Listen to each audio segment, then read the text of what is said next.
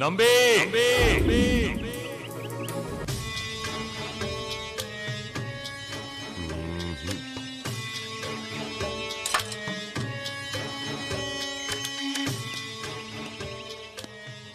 Sir, Prasadarao గారికి ఎలా ఉంది? తలకు బలమైన గాయం తగిలింది. ఇంకా స్పృహలోకి రాలేదు.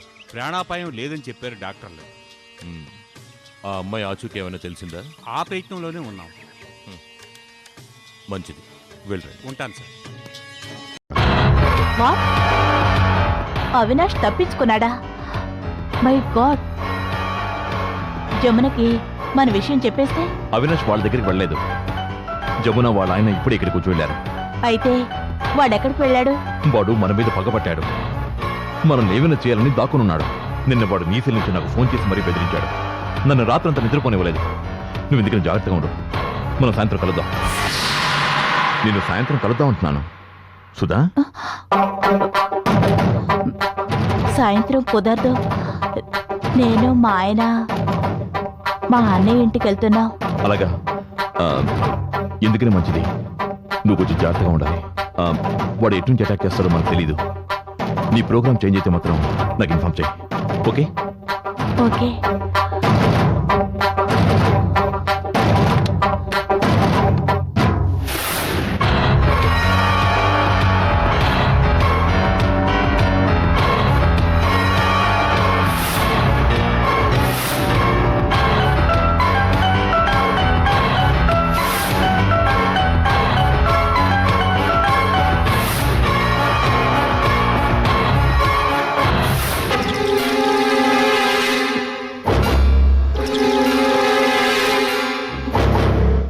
అవును, నేనే వెళ్ళి గొళ్ళం తీశాను. ఆ తర్వాత ఆయన ఇంట్లోకి వచ్చారు. అంటే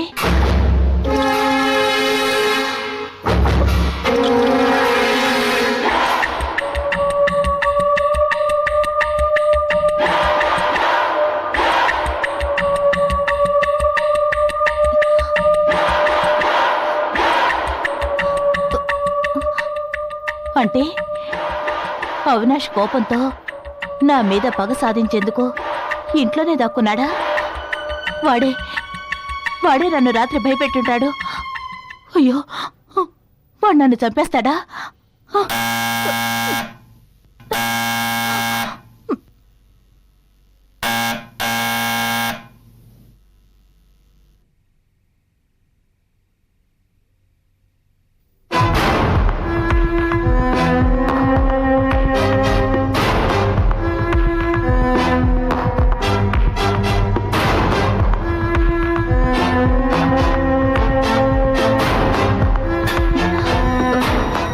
ఇప్పుడేగా టెలిఫోన్ బాగు చేసి వెళ్ళారు. మరి వీళ్ళెవరు?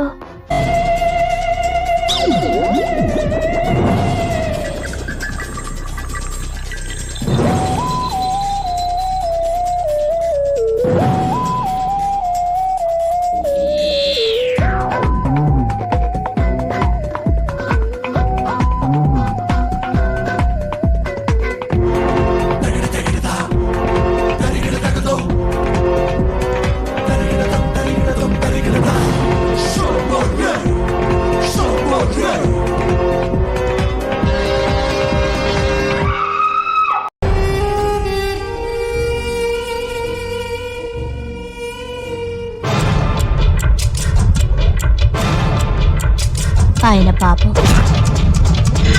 ఏంటి?